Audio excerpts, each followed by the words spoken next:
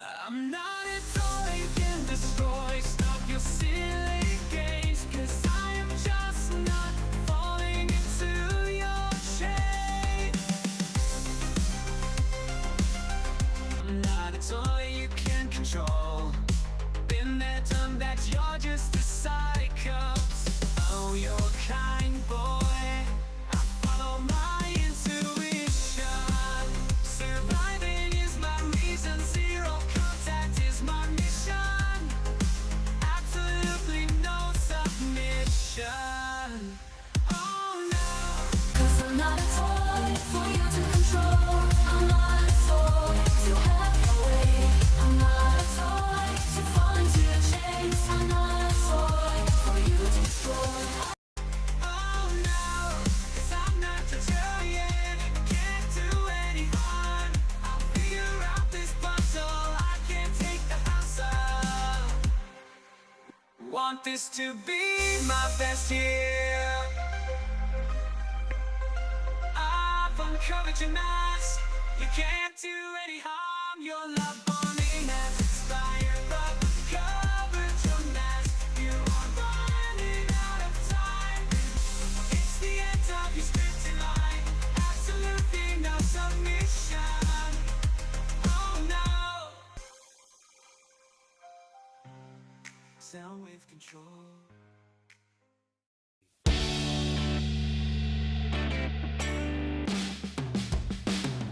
If you're wondering what an Arthur hearing is, then someone you care about is probably in a lot of trouble, I'm sorry to say.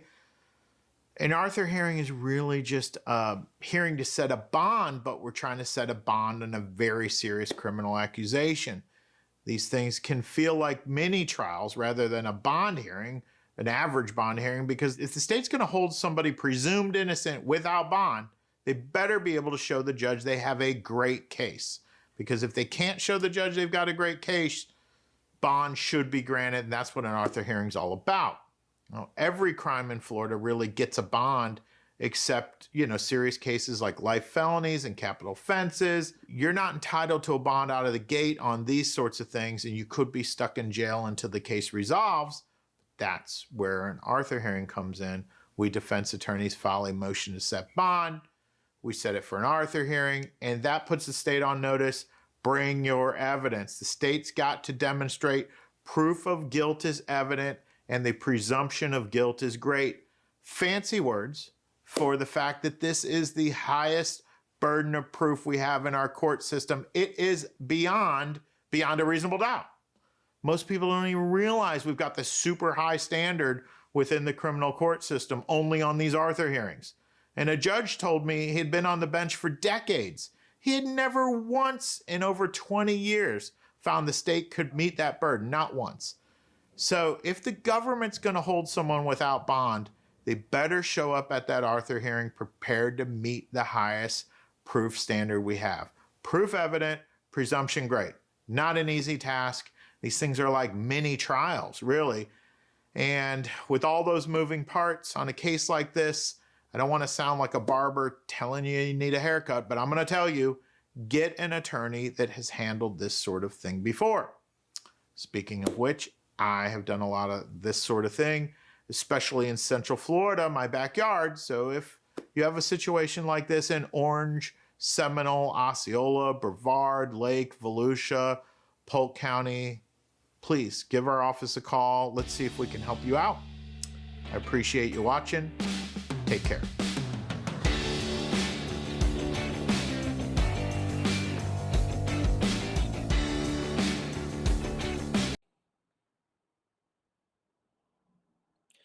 Can you get your criminal case dismissed at a pretrial conference?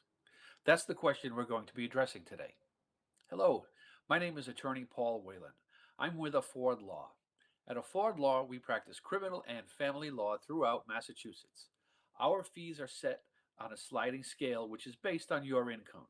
What that means is that the less you earn, the less you have to pay for our services.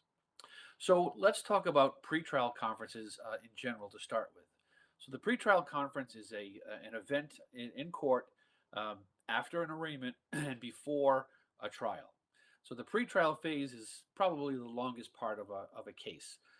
Oftentimes, cases get settled during the pretrial conference, during the pretrial stage anyway, whereby somebody pleads out to the case. So they take what's been negotiated as far as an agreement with the prosecution, or they take it to a trial. A question we often get is, can I get my case dismissed at the pretrial phase? Well, the answer to that is, of course, it depends. One of the things is that that your case can be dismissed at a pretrial conference, but that's rare. I say it's rare because it's totally up to the discretion of the prosecution, up to the district attorney's office. We can't ask to have the case dismissed if there's no basis of law at a pretrial conference, and a judge cannot dismiss a case against over the Commonwealth's objection. That has to do with the separation of powers. One is in the executive branch, one is in the judicial branch. In any case, the judge does not have the authority to dismiss a case over the prosecution's objection. That doesn't mean that your case can't get dismissed, however. Your case may well get dismissed, but it has to be brought before the court in a separate event. So not at a pretrial conference.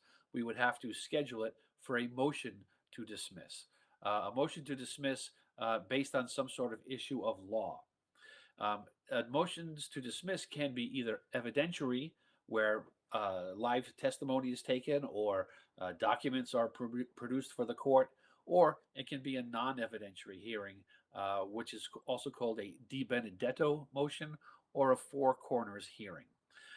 It's called de benedetto because that's the case, Massachusetts versus de benedetto, which gives the court the authority to hold these hearings and to dismiss the case if the judge feels it's appropriate. It's called a four corners motion because the judge is supposed to restrict his or her analysis of the case to the four corners of the police report. So what happens is, in any case, it has to go through some sort of process to get a criminal complaint issued. So sometimes you can have a clerk magistrate's hearing where there's an actual hearing where testimony is taken before a clerk magistrate, which is it's a judicial officer, sort of a junior judge in a way.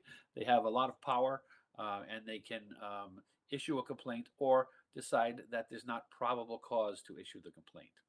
A clerk magistrate hearing is hugely important because it prevents the case from going forward and from holding an arraignment.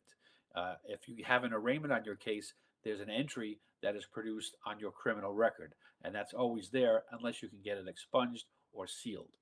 So sometimes there's a clerk magistrate's hearing, sometimes they're not. But in any case, somebody has to review your case to find that there's probable cause in order for the criminal complaint to go forward and for you to be arraigned on the case.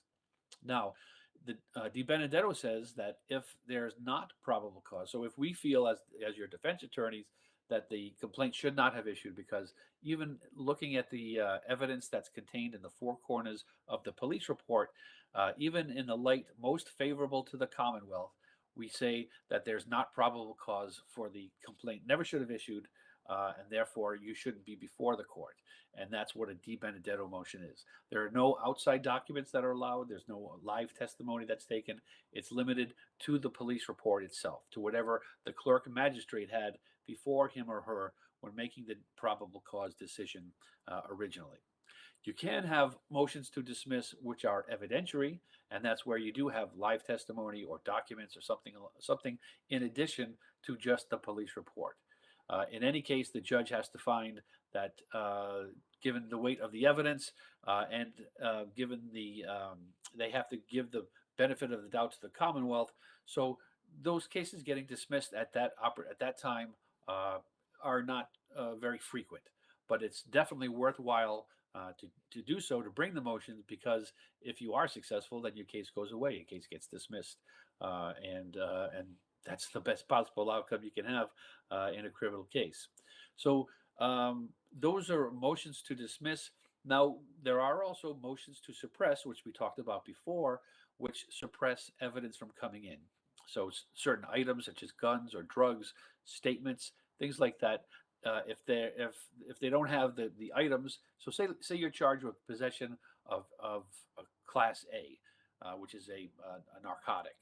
And for some reason, we convinced the judge that, let's say, the search was invalid. The police should not have been able to get the evidence, to get the drugs, and that the evidence, those drugs, should be inadmissible at time of trial. Well, if the Commonwealth doesn't have the drugs to introduce at trial, or the lab reports saying what the items were, then there's no case. Your case would have to be dismissed for lack of prosecution.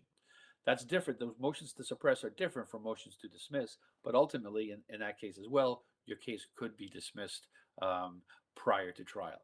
So motions to dismiss, motions to suppress, extremely important in your criminal cases. We would take a very hard look at any sort of issues that might be appropriate for such motions, because in a lot of cases, those motions can be determine the outcome of your case. And if we're successful at that stage, cases get dismissed and you get on with your life and don't have to worry about the criminal charge hanging over your head. So at Afford Law, as I said, we do practice criminal law and family law throughout Massachusetts, and our fees are based on a sliding scale based on your income.